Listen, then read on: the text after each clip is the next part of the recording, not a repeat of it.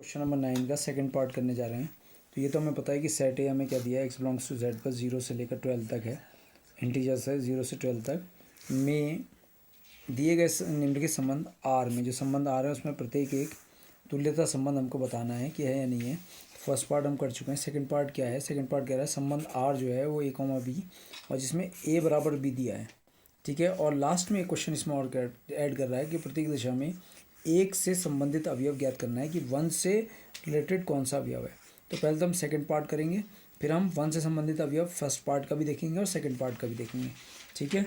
तो इसको मैं थोड़ा सा रिपीट ही कर देता हूँ। लेट ए इजिकल टू हमारा जो ए है, एक्स बिलोंग्स टू जेड है, 0 से लेकर 12 तक है। तो ए के अवयव हमारे पास हो गए 0 से लेकर 12 तक, ठीक है। एक्स की वैल्यू जो है। अब हमारा सेकंड पार्ट देखिए हम करने जा रहे हैं। तो सेकंड पार्ट हमारा क्या है? R is equal to A comma B और ए इजिकल टू बी, यानी कि ए और बी दोनों बराबर हैं। जब ए और बी दोनों बराबर हैं तो स्वतुल्य के लिए क्या होगा? स्वतुल्य के लिए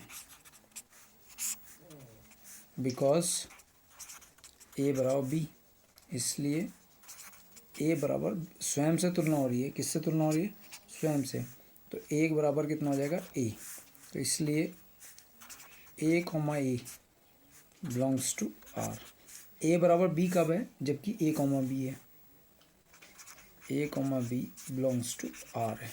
तो ए बराबर ए कब होगा? जब A comma A belongs to R होगा। तो इसलिए A comma A belongs to R, इसलिए A is related to A, इसलिए संबंध आर क्या है? स्वतुल्य है, ठीक है। अब इसमें सममित के लिए देखेंगे हम। सममित के लिए, ठीक है। तो हमें क्या दिया है? बिकॉज ए बराबर बी, ठीक है। ए बराबर बी कब है? जब A comma B belongs to R है। A comma B belongs to R है, इसलिए जब ए बी के बराबर है तो बी भी किसके बराबर होगा? ए के बराबर होगा। और बी बराबर ए का मतलब हो गया B comma A belongs to R. तो जब ए बराबर बी है इसलिए बी बराबर ए है, इसलिए A is related to B implies B is related to A. जब ए बी के बराबर है तो बी भी किसके बराबर होगा? ए के ही बराबर होगा। क्लियर होगा? इसलिए संबंध आर क्या है? सममित है। इस संबंध आर क्या हो गया? सममित है। इसके बाद संक्रामक के लिए, संक्रामक के लिए देखो, बिकॉज ए बराबर बी तथा बी बराबर सी इम्प्लाइज जब ए बी के बराबर है और बी सी के बराबर है तो अपना आप ही ए किसके बराबर हो गया? सी के। ए बराबर सी, इसलिए A is related to B and B is related to C implies A is related to C. इसलिए संबंध आर क्या है? संबंध आर क्या है? संक्रामक है। जो संबंध आर संक्रामक है, चूंकि संबंध आर स्वतुल्य कॉमा सममित तथा संक्रामक है, इसलिए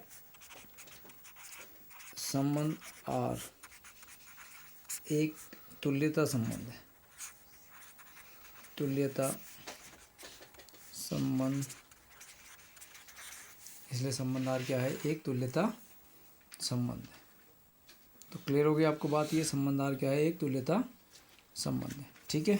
अब इसमें एक पार्ट और दिया, थर्ड पार्ट, कि दोनों में ही वन से संबंधित अवयव हमको बताने हैं।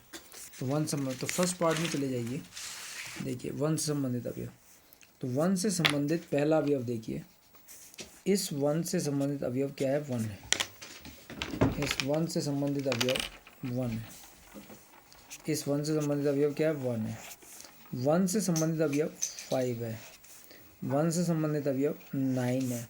तो वन से संबंधित अवयव 1 है, वन से संबंधित अवयव 5 है, वन से संबंधित अवयव 9 है।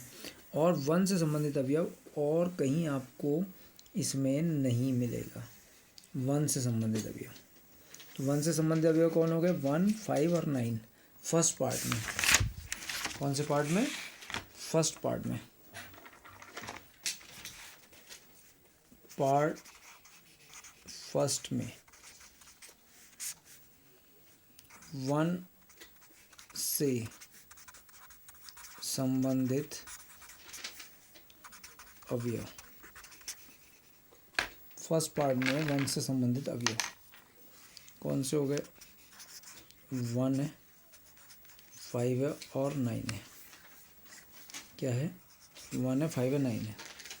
और पार्ट सेकंड में, सेकंड पार्ट में 1 से संबंधित अवयव क्या होगा? देखो सेकंड पार्ट में, सेकंड पार्ट के हम उसमें जाते हैं संबंध में a बराबर b। ठीक है, तो 1 1 1 कैसे होगा कि जब हम इसको किससे देखेंगे? a बराबर b है, यानी कि a किसका अवयव है? पहले वाले सेट a का, और b किसका अवयव है? दूसरे वाले सेट a का। ठीक है, तो सेट a में कौन कौन से अवयव हैं? 0 1 2 3 4 5 6 7 8 9। तो अगर हम इसका r बनाएं तो इसका r हमें क्या बनेगा? 0 0 0 0 0 के बराबर होगा, 1 1 के बराबर होगा, 2 2 के बराबर होगा, 2 बराबर 2, 1 बराबर 1, 0 बराबर 0, 3 3, और ऐसे करते करते लास्ट में आएंगे। लास्ट एलिमेंट क्या है? a का 12। तो क्या होगा? 12, 12 होगा। ठीक है, तो हमें किससे संबंधित अवयव चाहिए? 1 से। तो 1 से संबंधित अवयव कौन है? 1 है। 1 से संबंधित अवयव कौन है? 1 है। तो ये समझ में आ रही है आपको बात? 1 से संबंधित अवयव 1। तो इसलिए सेकंड पार्ट में, तो पार्ट सेकंड में 1 से संबंधित अवयव केवल कौन होगा? 1 होगा। ठीक है, इसका अगर हम संबंध r बनाएं a बराबर b वाला, तो r क्या बनेगा इसका? 0, 0, क्योंकि 0 बराबर 0, 1, 1, 1 बराबर 1, 2, 2, 3, 3 एंड सो ऑन, और लास्ट अवयव क्या बनेगा? 12, 12। ठीक है, क्लियर हो गया आपको?